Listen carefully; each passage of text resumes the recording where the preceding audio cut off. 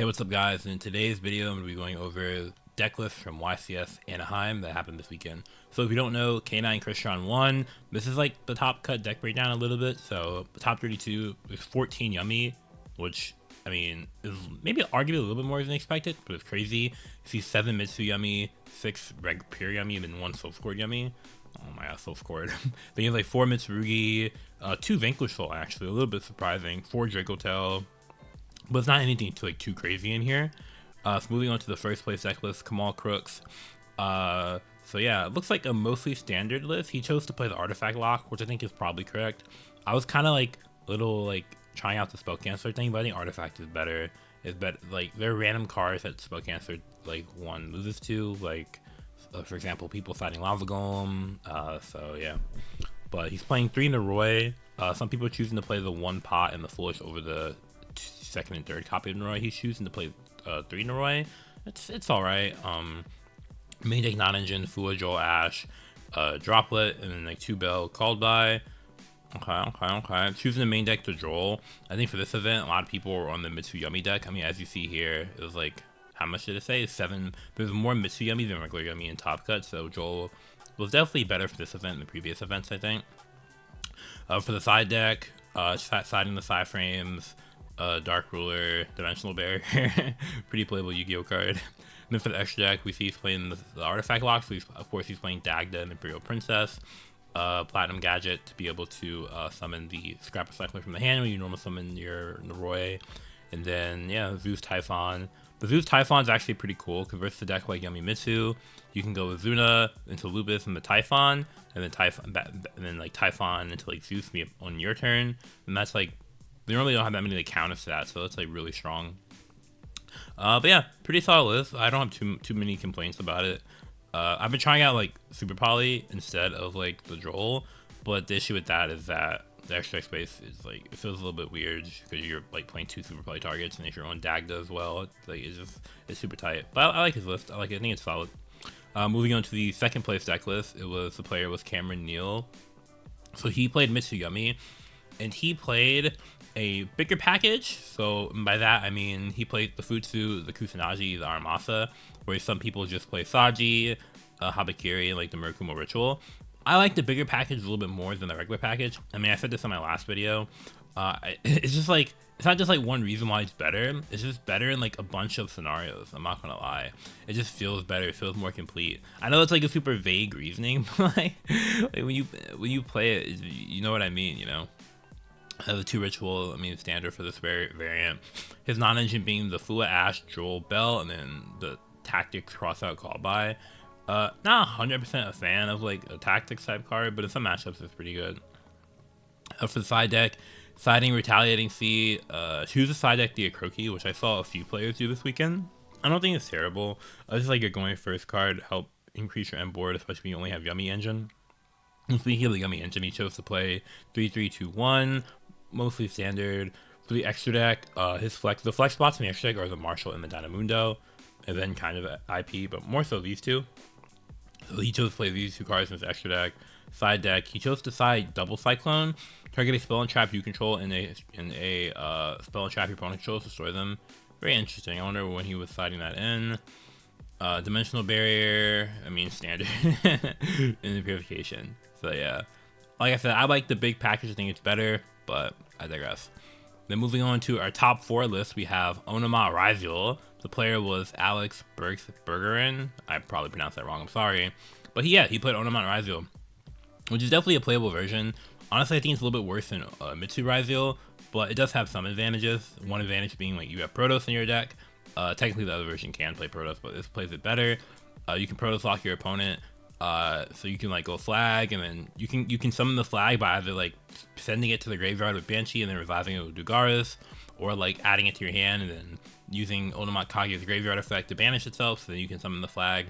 And then yeah, be able to Protoss lock your opponent is pretty good, especially if you play against a deck like, for example, like this list, like it's like his non-engines, like if he's going second with like Fua, Ash, Joel, Bell, all of a sudden it's like, you definitely can just easily Protoss lock through a Bell, through an Ash, through these non-engine. If you draw Ash for Fua too, so it's really just the Joel that's stopping you, you know?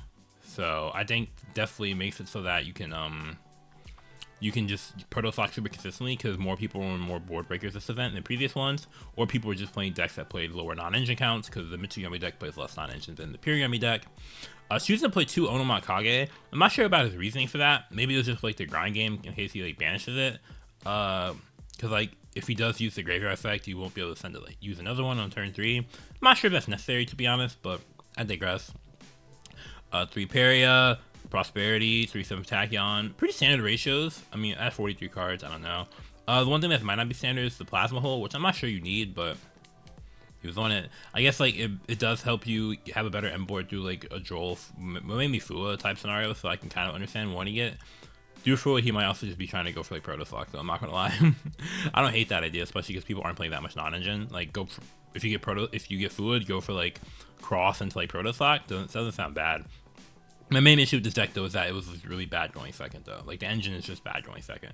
Like, would you rather have a Dodo Warrior going second or a Mitsurugi Habakiri, Amino, whatever, you know? But yeah, looking at the rest of the deck list, you have the trap card, Unbreakable XYZ Barrier, just like an Omni Negate type trap card you can add off the Gaga Gaga Girl.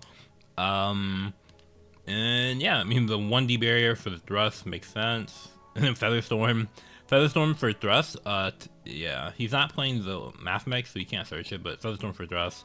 I mean, this deck is like, going first is strong, you know? It's like, Ouroboros, Protos, all the other stuff is pretty good. And choosing the side, Retaliating Sea. Retaliating Sea, I guess keep in mind, you cannot use X-Risial or the Warrior under Retaliating Sea, but Retaliating Sea is a level 4, so you can use it for a rank 4 material, so it's probably still worth it, to be honest. But yeah, looking good. Moving on to top 8 list from Steven Trifunoski. I honestly thought he was going to win like another YCS, which would have been crazy. He's on like a generational run right now. Like he's doing really, really well. Like props to Steven. He's the GOAT. Definitely an argument for being the best player in the game right now for sure. He definitely has the most success like in the past like recent memory. But he played a deck similar to his deck from the other YCS last weekend, YCS Peru. He made some changes. I see Dark Hole is in the side deck. I don't think it was in the side deck before. I mean, Dark Hole, I think got a little bit better for this event just because people were on like Ibly, so be able to like Dark Hole, like some people were. Not a lot in NA, to be honest. But being able to Dark Hole the Ibly on your field is really nice. He's not playing the Lava Golem anymore, which I think is fine. I don't think you need to play Lava Golem, to be honest. I just like Lunalight isn't gonna see how much play, but he's still playing the Herald of the Abyss and then the Wosu, so you still can deal with it relatively easily. So the extra deck he added to Gorgon. Okay. Another Pseudo Ligrau also helps you deal with like Typhon in some scenarios. Typhon Lupus. Main deck looks mostly the same, I think. The main deck is the same. I mean, it's worked out for him. I think he queued against this Onomate Rizal guy and lost Diral. Which Triff's deck is built to beat like the meta, but it's not built to beat like Rogue. But I think that's a concession you just like. I'd be fine with making that concession, to be honest. Like, obviously, like his own board breakers, he queues into this deck. It's like GG, right? If you lose die roll, which is unfortunate to him, because I think if he queued against like most other like anyone else in top, not anyone else, because like for example, the winner was also on like an artifact lock, which you could argue that maybe like playing some type of strategy like this was the move for this event. People were on less hand traps, you know, like artifact lock, Onomate lock, like Ouroboros, and then Protos. Playing some degenerate strategy like that, you know, might have been the move. But doesn't look looks relatively I say standard. Looks like what he played last weekend. This is a deck I actually want to try out though. I think it has like might have potential. I don't know. But also more people start playing a deck like this and it's just like weird. But yeah, and then we have the top 6. Sorry for the screenshot. We have the top 16 Dracotail list. Branded Dracotail. I think this list is going to be like pretty standard moving forward into the format, or mostly anyway. I like the main deck a lot. I think the main deck is really solid. Branded Fusion, in my opinion, is mandatory in the deck. It's just it's such a good card. In general, it's just like in a vacuum, it just does so much, and it helps you deal with a lot of the cards that you're threatened by. Sorry, like for example, deals with Arclight. Like I have to Arclight negate it, and they don't Arclight negate it. You can technically you just deal with Arclight. Or you can go, it deals with Retaliating Sea, it deals with like, it can deal with a card like Dimensional Fissure. It's just such a powerful card. I think that Branded Fusion is insane right now. It's insane. And then for the side deck, Fusion side, Fenrir is another Retaliating Sea. He's trying the Spriggan Fusion. like the Albaz one, so that's another retaliating fee out. I'm pretty sure. I guess Dragon's Bind is the one weird thing he's citing. I'm not sure how I feel about it. I feel like I only like Dragon's Bind in decks that can easily summon a 2500 body through Disruption, right? Which I guess you could argue that this deck can, so maybe it's fine. I'm not sure. Maybe it's fine though. Like I like it in Regenesis super easily. In this deck, it doesn't seem terrible. Doesn't seem as bad as it is in other decks. I'll say that. So maybe it has potential. But it's also like not a monster, so it's weird. Extra deck, one Gulamel, which is pretty much standard if you play the branded package, because the branded package requires like, look, 1, 2, 3, 4, 5 fusions. I mean, technically you don't have to play like one of these, but you know, you want to play them. So yeah, and then obviously because you play branded fusion, you play the Albaz, so like your seals just becomes like arguably better too. The one Cartesia, probably just because of like deck space, or like he's at 39 cards, he wants one more card that's like a pseudo engine card. Artesia is the best option, which makes sense. I like the Evaporation Dragon, but not in the main deck. It's just really bad going second. And then not playing the SP, okay. And then signing the Kaiju. People still prepare for Moonlight. And then we have the last deck list I wanted to talk about was a top 16 or top 32 deck list from Mr. Jibriel Braithwaite 2, YCS. He played Mitsurugi Yummy, but like a 40 card version, which I think most people played like a 43 card version. He chose to play 40 cards.